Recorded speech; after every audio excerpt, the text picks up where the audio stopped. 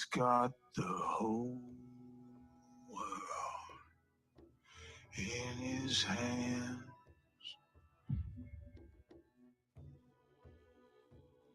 He's got the whole wide world in his hands.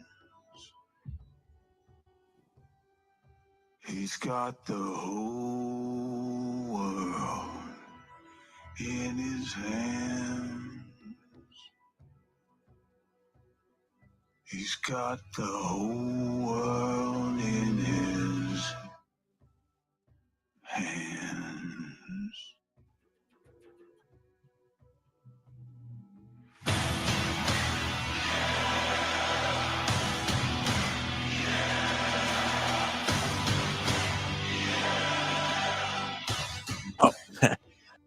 Welcome back to another episode of the Ministry of Truth. I am Javi, and I know everyone's, a lot of people are over there watching drama and stuff. It's cool. But what I'm going to go over today is, well, since I can't do one presidential nominee, I'll do another presidential nominee. This one, Vivek Ramaswamy. He did a great interview. Just kidding. I actually haven't watched the interview. I was going to watch it earlier, but I said, fuck it. Let's blind react, which is good because when I blind react stuff, sometimes I already know what's going on, which is kind of strange. Not very smart. But ladies and gentlemen, if you're here to see Vivek and hear about what Tucker has to say with him, you're more than welcome to stay. For everyone else that's here for Predcatcher Drama, there's FM and Vic that are both on. Well, that being said, ladies and gentlemen, boys and girls, let's get to Tucker. Vivek, thanks for joining us. It's good to be here. So you, the other day, made a comment about 9/11 in which you suggested that the U.S. government had not been wholly forthcoming about what happened that day, that there had been lying by the federal bureaucracies. Man, it's true. That seems obviously true. The response was unbelievable. It was immediate. You were attacked as a conspiracy monger, as a lunatic, but not just by the left, also by the goons at the Wall Street Journal editorial page. Wrote a whole piece about how you disqualified yourself by even asking that question. What were you saying, and why was the reaction as fierce as it was, do you think? It was fascinating, Tucker. I've had many of these moments in the campaign where they said, this is the campaign ender. This is over. He just blew it. This is one of them. So this is like the fourth or fifth of those. But what was interesting about it was, right, this was not a left-wing chorus, right? This was mostly actually a right-leaning chorus. And Mike Pence, and he was deeply disappointed. Chris Murphy, this Democratic Hello, what's says up, brother? something very similar to my guest. And so it's fascinating. It says there's something going on here. So in fairness, Tucker, I didn't suggest it. I explicitly said that the government absolutely lied to us. The 9/11 Commission lied. The FBI lied. Now, is this a core point? Let's see, 2001. The FBI lies. The government lies. Okay. That's on me. That's just one example. In my campaign, no, it's not. I actually went on a comedy show where some guy asked me, was the moon landing fake? I said, I think it was real. Then he asked me, did the government tell us the truth about 9/11? I said, no, they did not. So in response to a question, I'm going to answer honestly. Yeah. And the thing I had in mind was the facts. There's this guy, Al Bayoumi. Now, rewind back to 9/11 and the pre-9/11 day. Think of how ludicrous this story is. A 42-year-old graduate student, and there's nothing wrong with being 42 and going back to school. My dad went back to school later in life, but he's a 42-year-old graduate student who receives two of the terrorists who flew planes into buildings in the United States of America, not that long later, receives them at the airport in LA, takes them to his house, spends lots of time with them, integrates them into the community. But the account for what he said happened was he met them randomly at the airport. That doesn't make much sense on the face. Kind of happened to be at LAX and exactly. You guys, you look like these two guys were like, hey, we might get along with, and then suddenly become fast friends at the airport, so much so that he takes them up. So it's a little suspicious. But hey, the 9/11 Commission and the FBI looked into it, and at the time they said his account is accurate. Yeah, it sounds legit. It sounds super legit, right? Now, there was some get out of LAX. These guys came from Saudi Arabia. Does this guy who received them have any ties to Saudi Arabia? That's where Saudi they landed. Arabia, because we never invaded them. 20 years later, in 2021 and 2022, the FBI quietly declassifies documents, and they have to, 20 years later is the deadline, that suggests that, oh, wait a minute, they did know actually that this guy was a Saudi intelligence operative. Interesting how that works. Just slips that right under there 20 years later. Now, there are real consequences for this right now because there's a federal case. Why didn't we go after Saudi Arabia? Well, one of the main reasons that we were in the Persian Gulf War is because maybe Iraq was pushing into Kuwait, but also because Saudi Arabia was afraid that they were next. So they paid the U.S. to come be like their what's up moments. They paid the U.S. to come in and take care of Iraq in the name of democracy. Now, you know how I know that? Why did every Gulf War veteran get every Gulf War veteran that I know, both my parents, they've got a medal from Saudi Arabia, not Kuwait. Their medal is from Saudi Arabia. What's up, Donovan? But yeah, funny, right? We were over there protecting democracy for Kuwait from Iraq. Not democracy, but invasion. But the Saudis are the one that gave American soldiers awards? Interesting. Of families of victims on 9/11 that want accountability, that are determining answers. So they're suing the Saudi government. Oh, you know what? I forgot where I was going with that. Turned. But that's why we won't invade Saudi Arabia. Because one, we probably owe them tons of money. Or two, because we have a blood pact. Not really blood pact, but skull and bones type shit. On whether or not this is true. Because those attackers were from Saudi Arabia. The Bush administration, you'd have the 9/11 Commission, bipartisan. You have the fact of the FBI, CIA, everybody saying that, no, this guy was really just acting independently here. But now we say is a Saudi intelligence operative. There's really the question of whether the Saudi Arabia owes damages to these families. So this is a relevant question. So is this the main point I'm focused on in my campaign? No, I'm not. We have to focus on the future of the country. But if I'm asked a question and I answer honestly based on the facts, I don't think they would have come for me if this was false, if this was ludicrous. Of course. Lying is never punished. Lying is never punished. Right, but right. Speaking the truths you're not supposed to speak, that's what actually attracts the immune response, the anaphylaxis. But why? I mean, you made I thought, a really wonderful point in one of your responses to this, in which you said it's not okay for the government to lie to us, period, in a democracy. It's poison, and it corrodes the system that we revere, democracy. So, but why would the Wall Street Journal take time out of its busy schedule of defending low capital gains taxes to attack you over this? What's interesting is I think that there's a bipartisan consensus in this country right now that we, the people, I think we can't handle it's someone else, Donovan. Yeah. It's like Jack Nicholson at the end of the movie, right? Yes. You can't handle the truth. You need me on that wall. My basic view in this campaign is no, we don't need you on that wall. And yes, we can handle the truth. COVID-19, what was the origin? What did we know about the vaccines before we mandated them? What did we know about Hunter Biden's dealings before we systematically suppressed that story? What do we know about the truth of what happened on January 6th? What do we know about that Nashville shooter manifesto, the transgender individual who shot up a bunch of people in a Christian school? That's why I went to Nashville not that long ago. Yeah, it's still Bill Lee, a Republican governor of Tennessee, now wants to pass a red flag law in Tennessee without releasing that manifesto. The whole point is the public can't handle the truth.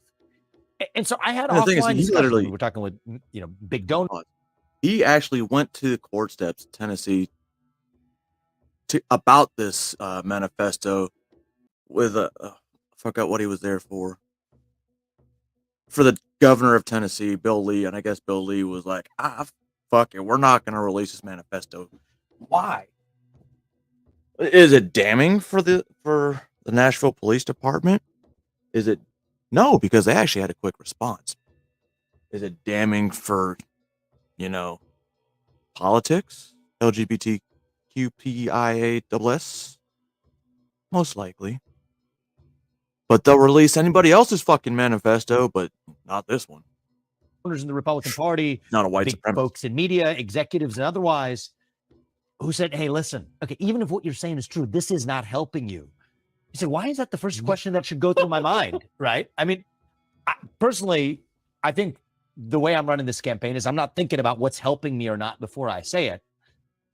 So far, at least that approach does seem to be helping me. Yes. We're doing all right. But even if I weren't, I'd rather lose some election than to play some political snakes and ladders of what we're supposed to say. And I think that that's really one of the questions at issue today, as it was in 1776.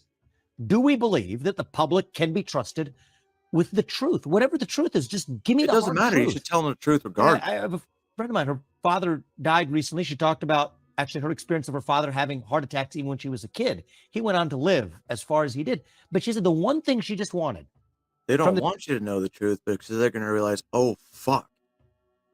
People are going to wake up and realize we're fucking a bunch of crooks and criminals. But you know what? As long as we keep everybody good with democracy, you know, we allow abortions, we allow criminals to get in and out of prison, you know, for major crimes, you know, tax the American taxpayers even more if you make under 400,000. The doctors from her dad, etc., is, you know, she's 12 years old 26% at the time. I can handle the truth. Just tell me, like, is my dad going to die? Is my dad likely to die before he goes in for the next procedure? Don't just tell me he's going to live because you think that's what I need to hear. Just tell me the truth and I can handle the truth. I think most of us are this way. I think we as free human beings. Alphas are. Badly, what makes us Not human all beings alphas. and not animals is the belief that we can believe in something bigger than ourselves and that we can handle the truth from those who are in power. And I think that's the moment we live in today. It was the moment of the American Revolution that we, the people, can be trusted. And I think we now live in a moment where the government, and not just the government, but a broader establishment in our country, believes that citizens of this nation cannot be trusted with the truth. So when you describe the way that people who run the country feel about voters, you're describing the way parents treat small children. That's right. That's right. I think that that's actually worth understanding because there's one school of thought that says the government and the people in charge are fundamentally hostile to the people. If only it were so easy, actually. I think the reality of what's going on is far more dangerous, where the people who are in charge have actually what they think of as a benevolent view of the people, that we're doing what's actually right for you, for me, for the populace at large. And then if you look at this throughout history, Tucker, for most of human history, that's how it's been done. For most of human history, before 1776 in the old world, the vision was the people cannot be trusted to sort out their own differences.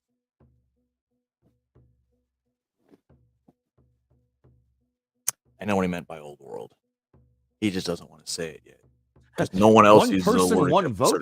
That's such a laughable idea. It has to be church leaders and labor leaders and business leaders that decide in the back of palace halls what's right for the rest of society at large. And then we had this weird departure in 1776 that said, no. Actually, we the people can be trusted in a system where every person's voice and vote counts equally, with free speech and open debate in the public square, whatever it is. Sometimes we might get it wrong. Sometimes we get it right. But whatever it is, that's the way we do things in this new thing we call the United States of America. But then every once in a while, and we're in one of those moments, that ugly monster rears its head again that says, no. The people can't be trusted. It has to be now in the back of palace halls, in the back of three-letter government agencies in Washington, D.C., or in the back of BlackRock's corner office on Park Avenue in Manhattan, wherever it is. It's that the enlightened have to make sure that the public is protected from the truth, just like a parent protects a child. And I think it's that parental instinct. It's not the kidnapper's instinct, right? It's not the guy who wants to, kidnap and kill the child. No, it's actually almost what they think of as being the instinct of a parent who's doing for you what's better for you than you know for yourself. And I think that's what gives it actual staying power, because it's not what somebody thinks of as evil who's committing evil. They think of it as actually a moral obligation to the public, which explains the bipartisan nature of when somebody speaks the truth about what really happened on 9/11. No, hush, keep that under the rug, because Republican or Democrat, we know that the people can't be trusted for that. It's not good for the people. The children are listening. Lower your voice. The kids are listening. Yeah. Do you get the sense as you travel the country, talk to people, speak, that we're on it feels like we're on the cusp of chaos? I think we're on the cusp of something. I'd like to think of it as a revolution in a positive sense of that word. I think that, I try to be. Although I'm not sure if it's in a positive sense. I think we are, not really a revolution. I think we're on the way to a civil war. A revolution is the fact that we're gonna, if the Republicans do take over, what do they constitute as a revolution? Because it's gonna be more of the same.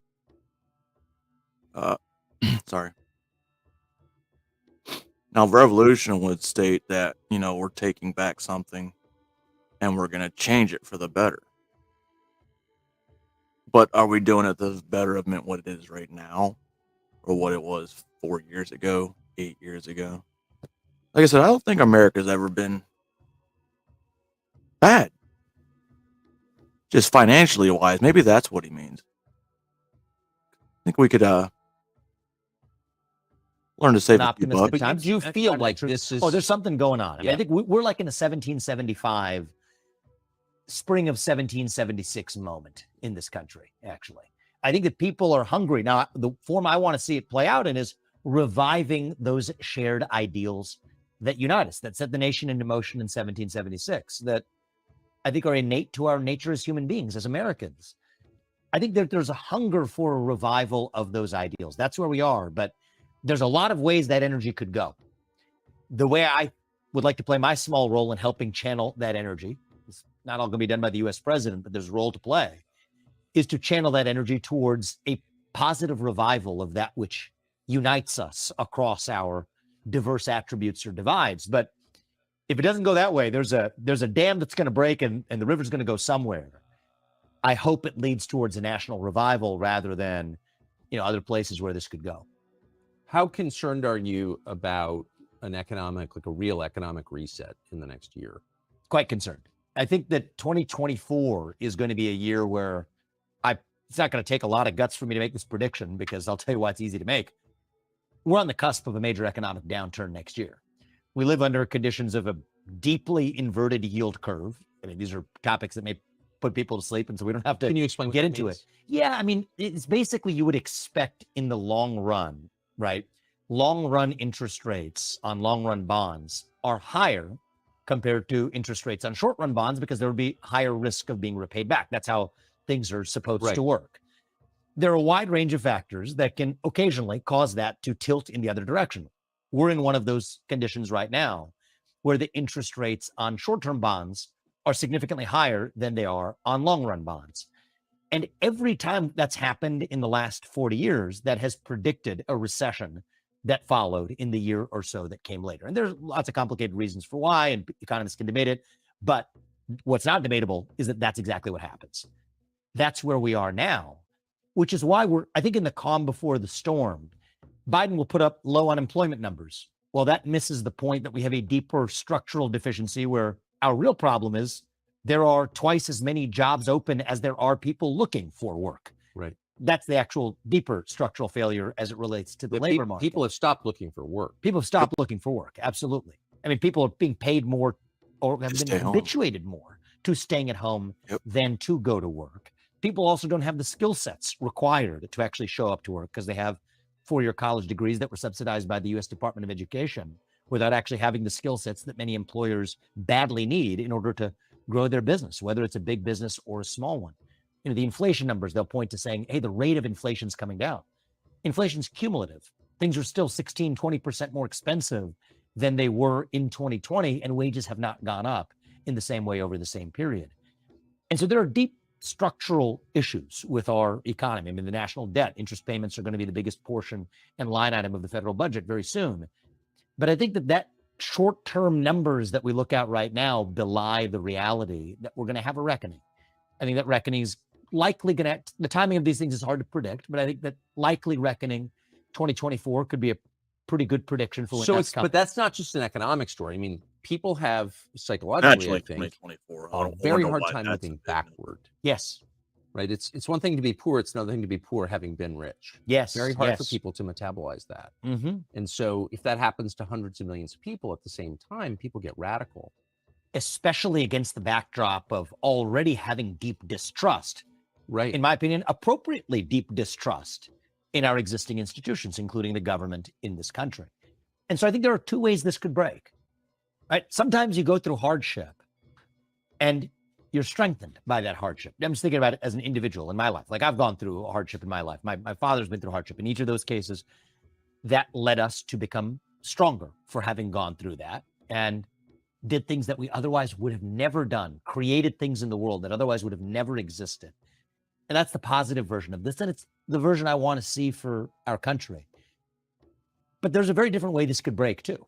I think that if we don't channel that frustration in a direction that creates something anew, right? A sort of reincarnation of our American experiment, which is what's going to be required, then I think this ends the way that many other revolutions do, is not the creative kind, but the destructive kind.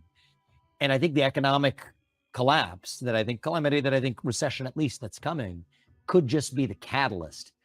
We'll blame it on, that'll be the final match that's lit, but it's the kerosene on the floor that we have to pay attention to in the meantime. And that's why I think when people ask me, are you a culture issues guy, or are you an economy guy, or are you focused on foreign policy? It's missing the point. These things are each symptoms of a deeper They're place. of a piece. There's no doubt. No doubt about it. So you said something when I saw you in Iowa earlier this summer. You said something really, really interesting about donors. And you are an interesting figure because you're effectively from the donor class. You're a rich guy running for president. Now you're dealing with donors from the other side. Mm-hmm. And you said that your views on Ukraine had given a lot of them pause. Yes. There's no doubt that I have lost otherwise willing and interested donors or potential mega donors to my campaign over my position on Ukraine, which is fascinating because I don't think there's any particular self-interest at issue. It's not like somebody saying, oh, well, I own, a big chunk of Raytheon or something like that, and I'm going to have my interests harmed. Therefore, I'm not going to back you because that will harm my self-interest. That'd be an easy and fun and facile explanation, but that's not what's going on. I think there is a deeper bipartisan institutional consensus, the same consensus that said we can't be told the truth about 9/11, that effectively says that we can't confront some of the same facts about Ukraine. And I try not to be reactive, Tucker, because it is a natural impulse where, at least the way I'm wired is, if somebody tells you not to do something, there's almost a natural temptation to go in that direction. Before anybody's like looking at Tucker's face going like, this dude thinks he's so full of shit. That's why I didn't play the beginning of the video first. Right. So I would like to think, and I believe my position here is grounded in fact and not that reactive emotion, but it's interesting that it makes me doubly committed to making sure that I'm really speaking the truth about what's going on here, at least because it means that the rest of the field absolutely is not, right? I mean, the rest of that's kind of the entire Republican field, not one of Donald Trump, we could say he wants to end the war, he hasn't said exactly how, but save for Trump, right? Nobody on the debate stage, certainly for the Republican Party, has a principled position on Ukraine, partly because they understand those are the directions they've been given. So you think it's interesting because there are a couple of fairly smart, I know them, people running for president right now in the Republican field whose positions on Ukraine are like idiotic. Or indiscernible. Right. They don't even make sense. Some are idiotic. The idiotic one is just we have to arm them to the teeth, give them as much money as possible because we stand with Ukraine. The indiscernible ones are the ones where they'll tell you one thing and then they'll tell their donors one thing and then they don't know where they actually stand because they're being buffeted. But that's the effect of donor pressure. Right. It really is. It really is. Absolutely. I mean, I think that there's, I think there's finger in wind candidates, and I think that that exists. So there's finger in wind candidates on Ukraine, but I think that there are also separately candidates who just believe that this is the way that we do things in the United States of America. We don't stop until we have taken down what we have decided is our enemy, forgetting that the USSR doesn't exist anymore and believe that that's the only source of victory. And so my view, I start from a different premise, and there's pros and cons, right? On one hand, I don't have national ads running because my super PAC the super PAC affiliated with me is tiny compared to those affiliated with, other candidates in this race that have television ads blaring and lifting their numbers up in the polls because they're buying a bunch of TV ads. The flip side is I'm unconstrained by what I'm able to say. And that allows me to speak truth that a lot of people in this country recognize to be the truth, which is that we have no discernible national interest at issue in Ukraine. The truth is that as much as we will fetishize and debate the 1994 Budapest Memorandum, which the U.S. wrote, UK and Russia were also parties to it with Ukraine, which I believe we have more than fulfilled our obligations. You don't hear a peep about James Baker's 1990 commitment his not 1 inch commitment Yes. to the NATO wouldn't expand 1 inch beyond Germany. No discussion of that.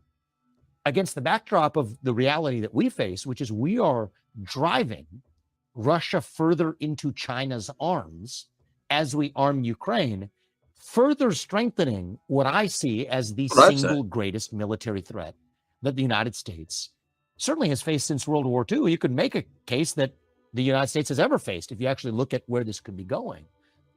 And yet we are actually the ones responsible for driving that Russia-China military alliance. And so one of my advantages is that I am not, some people say, well, you don't have foreign policy experience. And I'll say, yes, I don't have foreign policy experience. And that may actually be an advantage in bringing a rational American. So you're not responsible for the war in Iraq.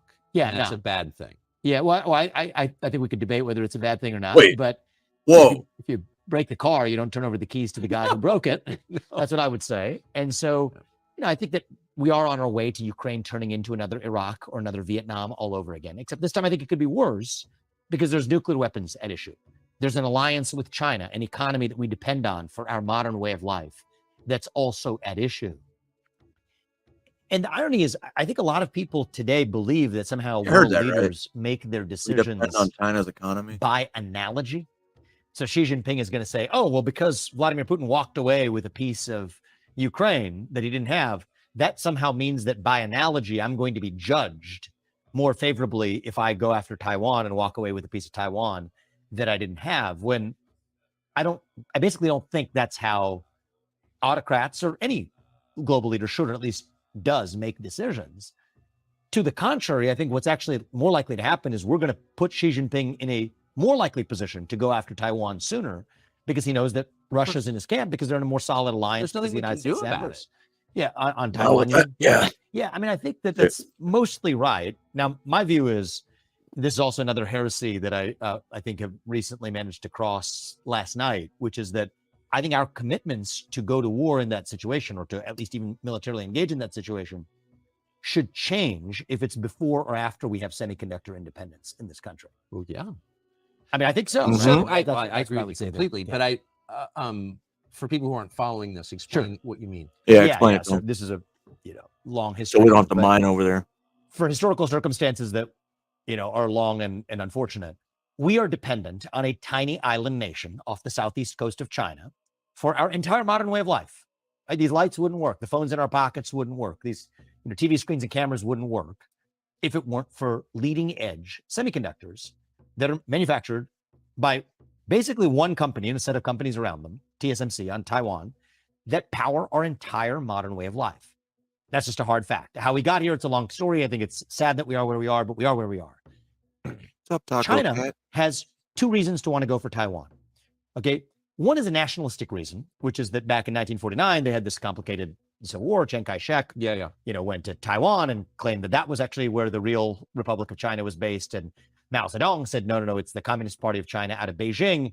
And for the longest time, actually, the US and the UN recognized actually the real China as being run out of Taipei. But at some point along the way, switched to saying, no, it's actually run out of Beijing. And so there's this nationalistic thing going on that's super complicated history. The U.S. there. decided that. Okay, got it. But there's a more modern motivation for Xi Jinping, which is, wait a minute.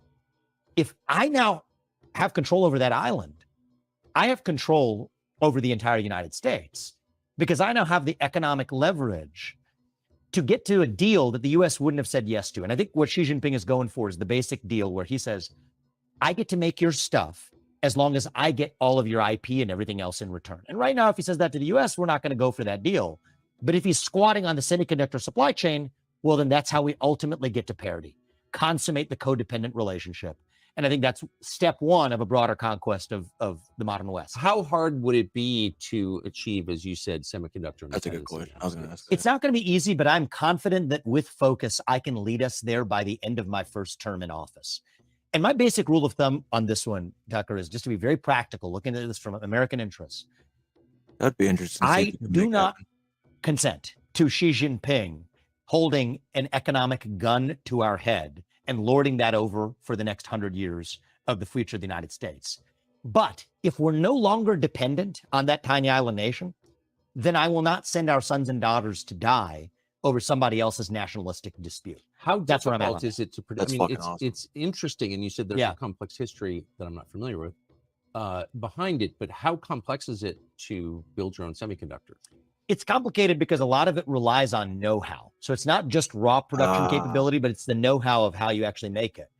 And so I think that requires pulling people from, TSMC in Taiwan to the United States. And I think that that's something that we should be intensely focused on right now.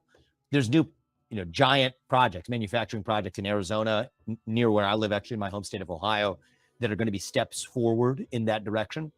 I also think that, like it or not, a relationship with South Korea and Japan is going to have to play a role in speeding up our semiconductor self-reliance as well. Samsung is the next best leader. It's not even an American company. After TSMC, there's like a big jump down. Then it's Samsung. Then there's a big jump down. There's Intel and everybody else here. So I think that it's going to require, and I don't like multilateral trade agreements, but if we're going to have to do them, let's keep it bilateral. Bilateral agreements with Japan, with South Korea. That's a big part of what's going to be required. And so my view is, let's think about first term in office as it relates to this dimension of foreign policy. End the Ukraine war on terms that help pull Russia out of China's hands. That's going to require rebuilding a lot of trust. I think I'm up for that job. And I believe that Putin can trust us to follow our self-interest as long as we trust him to follow his. Reopen economic relations with Russia, freeze the current lines of control, make a permanent commitment that NATO will not admit Ukraine to NATO. But in return, weaken, if not disband, that Russia-China alliance. I'd get India back on side. And, if there's a guy who's going to... I did not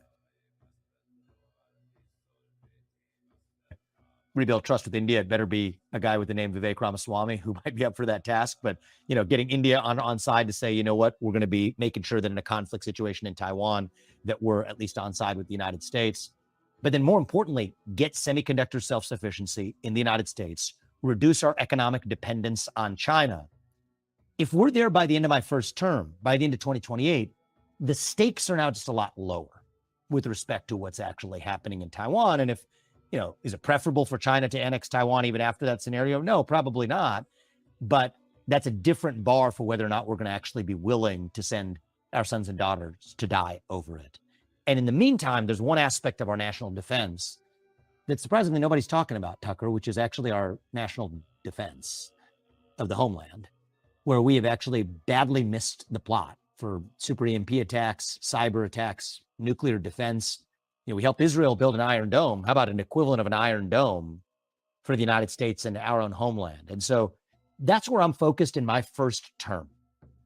On foreign policy, if I can get us to semiconductor independence, if I can get us to significantly reduced, if not total economic independence from China, weaken the Russia-China alliance by ending the war in Ukraine, that actually keeps China at bay from not having an economic gun to our head over our modern way of life, at which point we then have a different set of commitments where after that, we're going to be in good shape no matter what happens.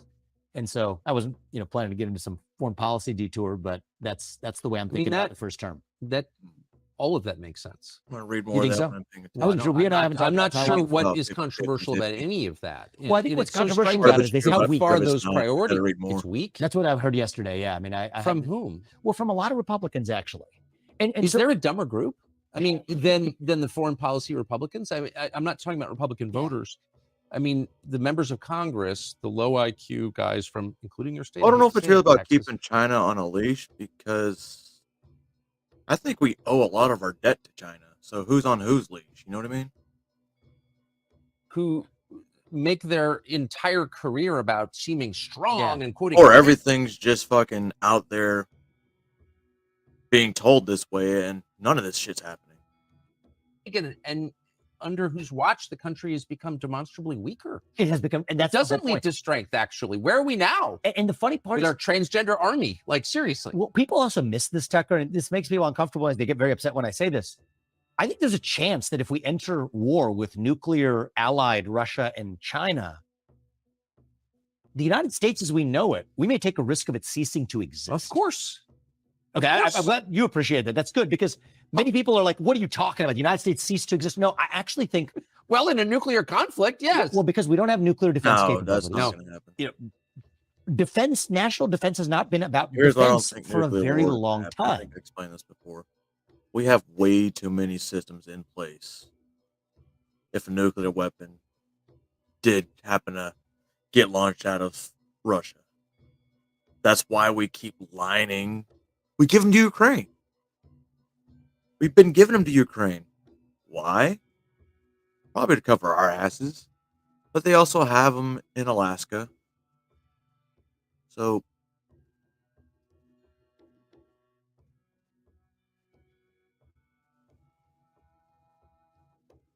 well, yeah. Right. And so, by the way, super Well, we EMP know capabilities take out our technology-wise, we're always electric going to grids. have We a have, one-up on China. 60 Chinese transformers that are in the midst, nodes in our own electric grid. They can They just shut have down our more modern way of life with that. You supply. want to talk about actual cyber attack capabilities? We're better on offense. We have no defensive capabilities. And so, when I think about a modern foreign policy vision, I'd revive a modern Monroe Doctrine.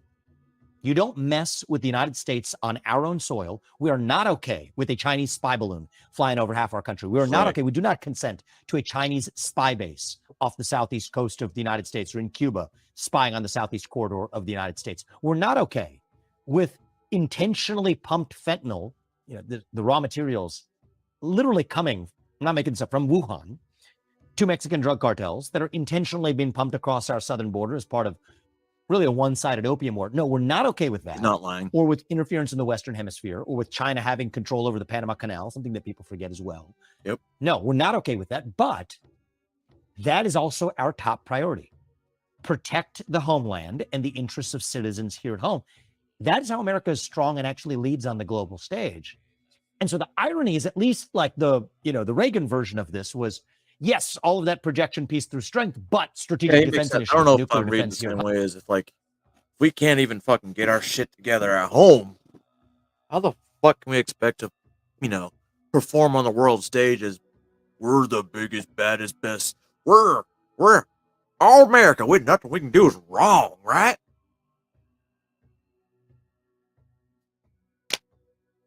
But we look weak. We look like not really sure. Now we're in the Just worst of all weak. worlds. Our We have military a doesn't generation look of people strong. who vaguely remember the People look at slogans America and just and think, feel like they want to puff their chest, but well, can't all really we gotta do is do it mispronounce super confidently. So or they're like doing it as like a misgender second language. Well, altogether, forgetting about the actual defense of the them. homeland, Guys, we- it's even worse because the peace through strength part, the strength part actually provokes that which we're not even prepared to handle back at home. And so I end up talking to a lot of neocons actually in terms of, bolstering me up because they don't have the right strategic vision, but they know all like the names of like, what an Ohio class, SSGN versus SSBN is. And I don't know these things. All the war porn, they love that. I mean, I wasn't born with this knowledge, but I'm going to be US president. Yeah. I better darn well and trained to know it. And so I'm probably talking to more liberal hegemony neocon people training me, not because I'm taking their views. I deeply disagree with them, but they, know the lexicon. And so, I want to put myself in a position where it's easily dismissible. Well, this guy doesn't know what an Ohio class SSGN versus a SSBN is. Well, okay, well, now I do. It turns out it took all of about 30 minutes to get that one under our belt, but it doesn't matter. You're missing the plot if you're actually failing to actually advance. Is there a single neocon with a happy personal life? Like imagine, I haven't drilled into it. Dinner at Bill Crystal's house, the misery. Do you know what I mean? Like it does seem like, and I don't want to psychoanalyze here, but it does seem like their project has nothing to do with helping the United States in any way, and it is psychosexual or something. They're for war as long as other people fight it. I mean, it's like a syndrome. I've never seen anything like it. There is a certain titillation you see when they're using words like Virginia class this or Ohio class that or tomahawks facing, there's a certain type of satisfaction. If your wife respected you, you probably wouldn't have to talk that way. So no, I think everything you said is self-evidently sensible, and it's hard to. By the way, if you took a poll on what you just said, your defense priorities as you just articulated, I can't imagine you get under 90% for that. Like how could you disagree with that? But I haven't taken a poll. But it'll be interesting to find out. It's so obvious. If I'm wrong, maybe I'll get wiped out in the election. And I'm okay with want to play, and not yet. you're busy, you got to go campaign. But I just want to play I want to play a soundbite, a SOT. Yeah, I got to read more though, from because you on the campaign I think trail. he This is an exchange. might have changed it to a different trimester. Like I said, I was just scanning over it real quick. That's why I got to read it. Where you're approached by a self-described pansexual. Here's what happened next. I was just wondering, what were your opinions on the LGBTQ community? Well, I don't think it's one community. Really? Yeah, I mean, how could it be? Just mashed together in alphabet soup. Trans is fundamentally in tension with gay, if you ask me. But what's your opinion? I am personally a pansexual, so I was Okay. just wondering what your views on same-sex couples were. I don't have a negative view of same-sex couples, but I do have a negative view of a tyranny of the minority. So I think that in the name of protecting against a tyranny of the majority, and there are times in this country's history where we have had a tyranny of the majority, we have now, in the name of protecting against tyranny of the majority, created a new tyranny of the minority. And I think that that's wrong. I don't think that somebody who's religious should be forced to officiate a wedding that they disagree with. I don't think somebody who is a woman who's worked really hard for her achievements should be forced to compete against a biological man in a swim competition. I don't think that somebody who's a woman that respects her bodily autonomy and dignity should be forced to change clothes in a locker room with a man. That's not freedom, that's oppression. And so I believe that we live in a country where free adults should be free to dress how they want, behave how they want, and that's fine. But you don't become oppressive by foisting that on others. And that especially includes kids, because kids aren't the same as adults. It's just a beautiful answer in so many ways, but I just want to parse your initial answer. 3 parts about it I love. She comes up and says, what are your opinions on the LGBT community? First, you question the premise of the question itself. How is it a community? Trans is fundamentally in tension. Yeah, okay. That's not I think that's where I was, Second, where I was having the confusion. Completely common. You explain. Like I said, I was scanning. Third, you say, "What's your opinion?" Yeah, and you throw it back to her. But to the first I'll read thing, more to that. Trans later, is fundamentally in tension with gay. I have not heard anybody say that in public. What do you mean? Well, I mean, first of all, it's just starting with the L and the G. Most lesbians don't like gay men and vice versa. But then now you keep adding. I don't think you can say that. It's too true. And then you sort of like further start playing this out. Wait. Trans is this totally weird separate thing. That's like, so like, you're just like mashing this like alphabet soup just to create an us versus them destruction of modern order. Sorry, I should Funny. say I thinking about this interview and a lot of nodding. stuff that Vivek says, nobody's called to cancel him. Even after this. I wonder why.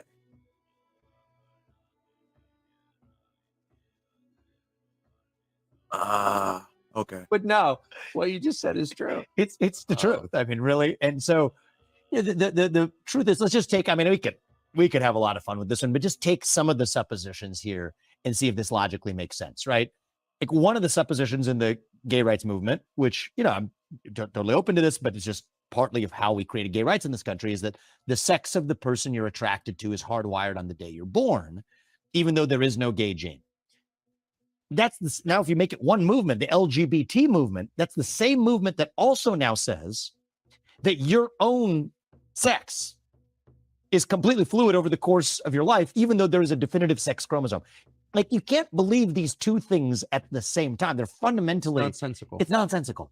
And so that's what it reveals. What's going on, Tucker, is that these are cult-like belief systems, right? Because if it's a religious cult, then you don't have any obligation to logic if you're subscribing to a religion.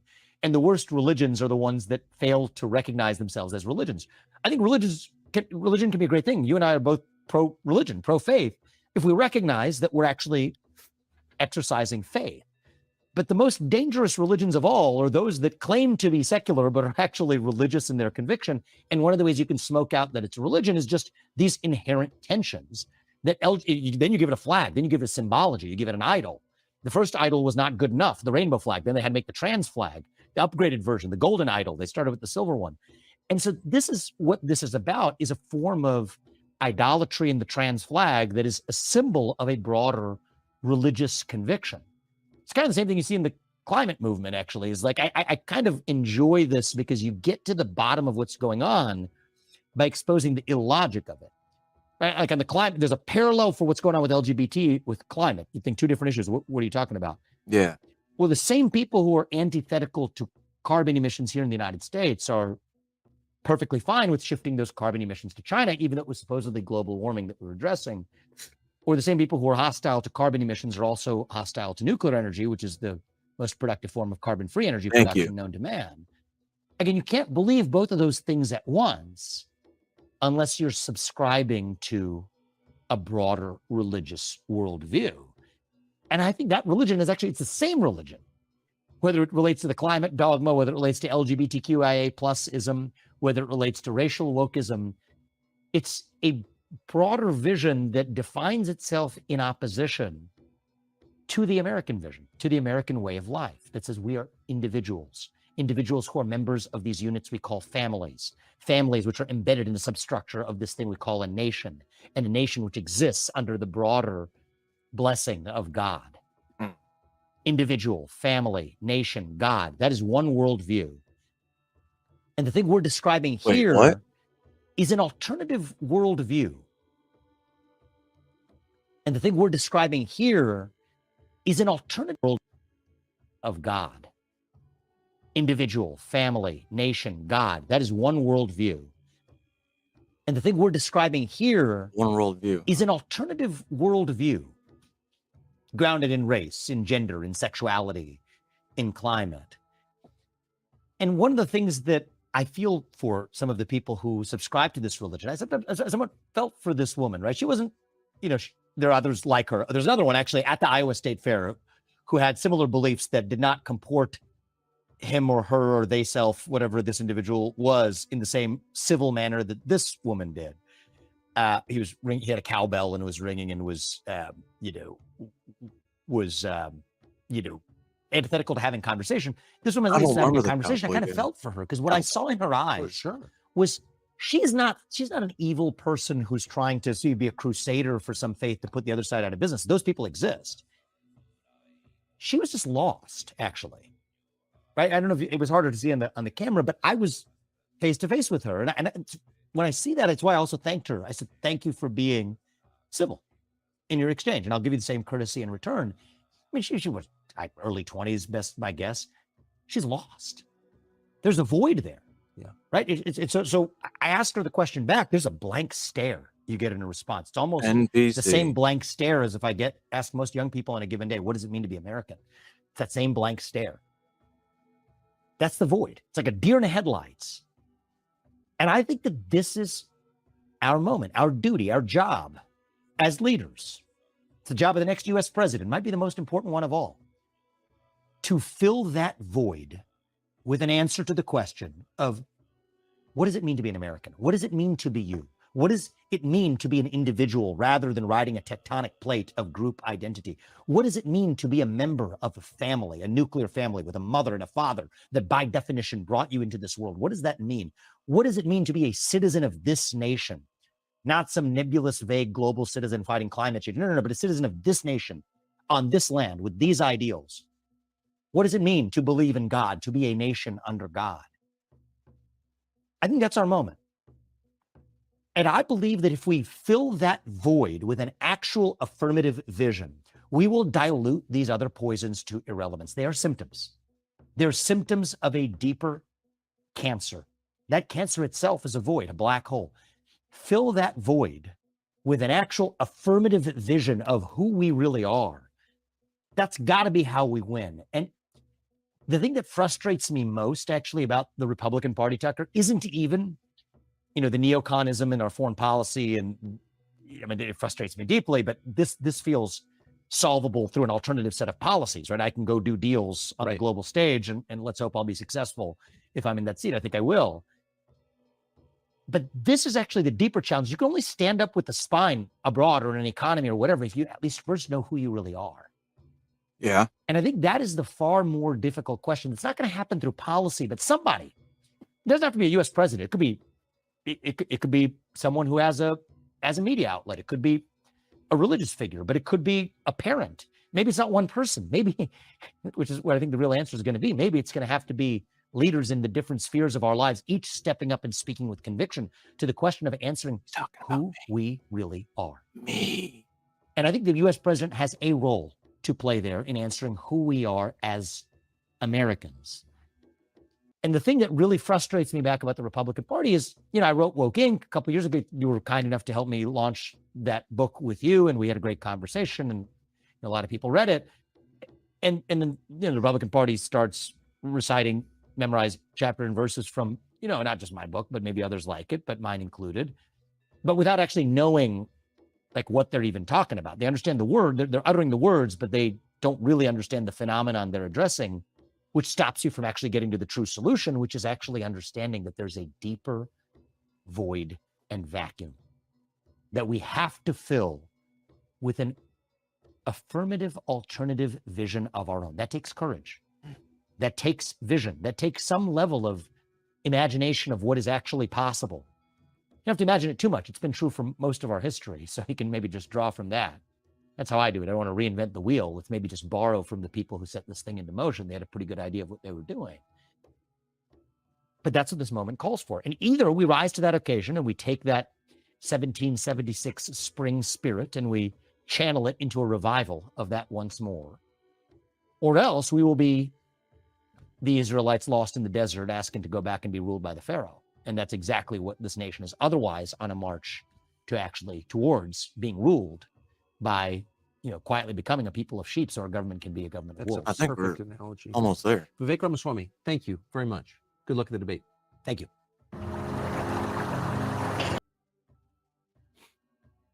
Yeah, I like Vivek. I know he's not going to win the nomination. If anything, he'll win there'll just be a step in the door for the next presidential election. If Donald Trump does get the nomination, I hope he picks this man as vice president. Not going to happen because, well, we already know who the next president's going to be, so this is just a sham. But I think he's real. I think he's legit. Because, I don't know. I didn't get the same feeling that I got with Trump that I did with this guy. Because Trump, I was just like, yeah, this dude's just pandering. I mean, granted, Vivek's probably pandering, but that's what politics is all about. You pander to the person that you think is going to get you the furthest along, I guess. But yeah, look at all the nominees we have right now. So far, I think he might be the best.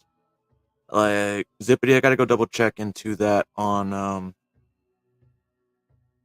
RFK, and then we'll see. I probably might change my stance on RFK, but like I said, then again, just because it's his stance doesn't mean it's going to happen.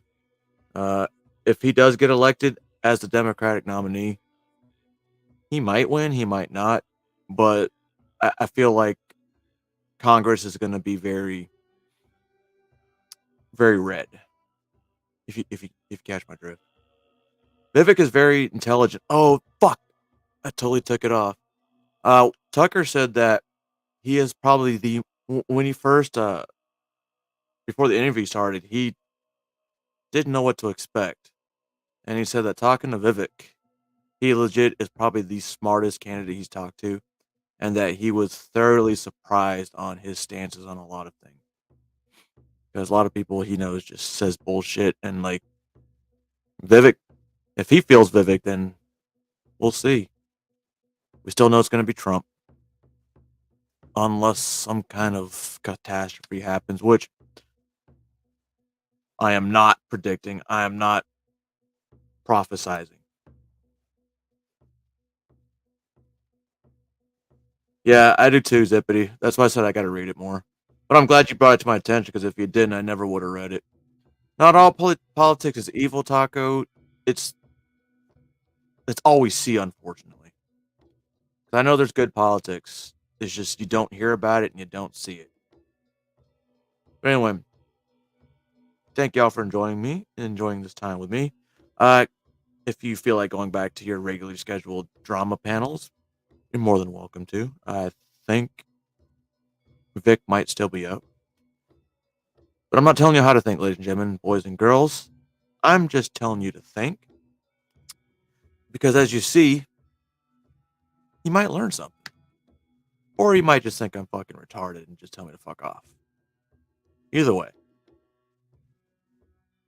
Y'all have a good night, ladies and gentlemen, boys and girls, children of all ages.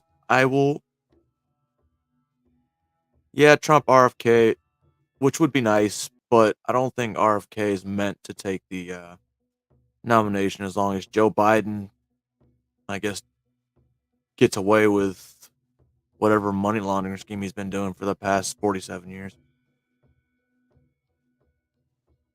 Yep. let's see if they can. Let's see if it will. If not, got 4 more years of some bullshit. Somebody finally got an Animal Farm reference. And thank you for all your support. And if you don't mind, go ahead and hit the like on the way out. And see you next time.